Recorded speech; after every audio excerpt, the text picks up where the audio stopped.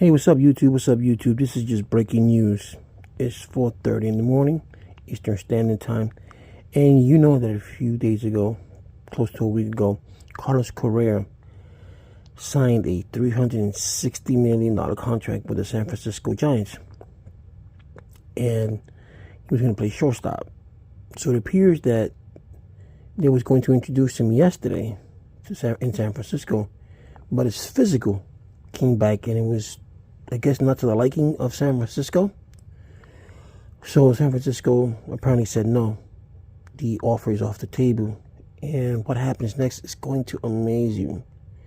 The New York Mets signed Carlos Correa for 12 years for $315 million to play third base. And this is pending a physical.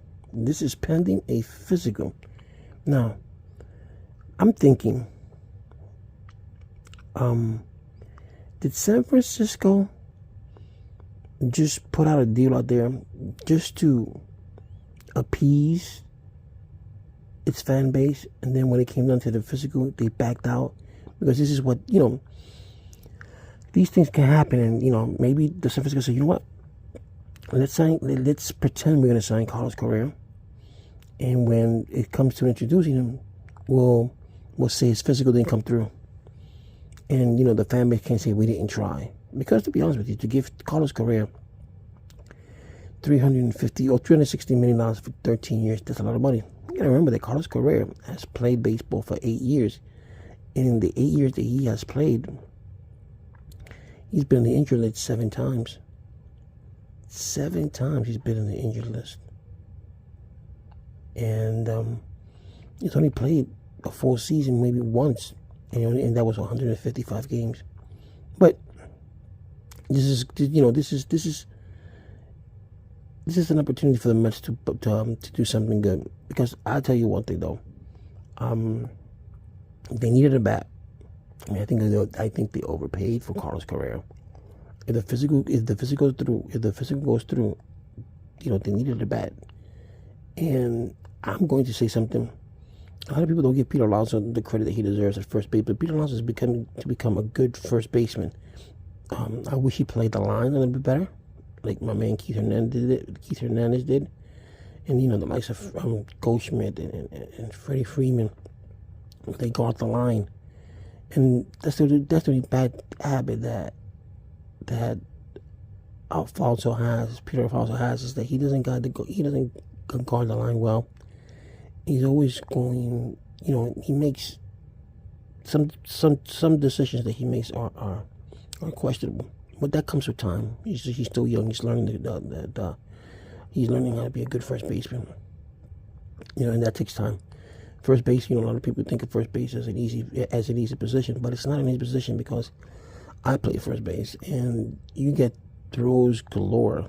I remember when my brother used to play third base, and we would play Little League and junior varsity, and whenever he played third base and they hit the ball to him, I was, oh my God, he's gonna throw the ball. And my brother had a good arm, but he just was erratic with it.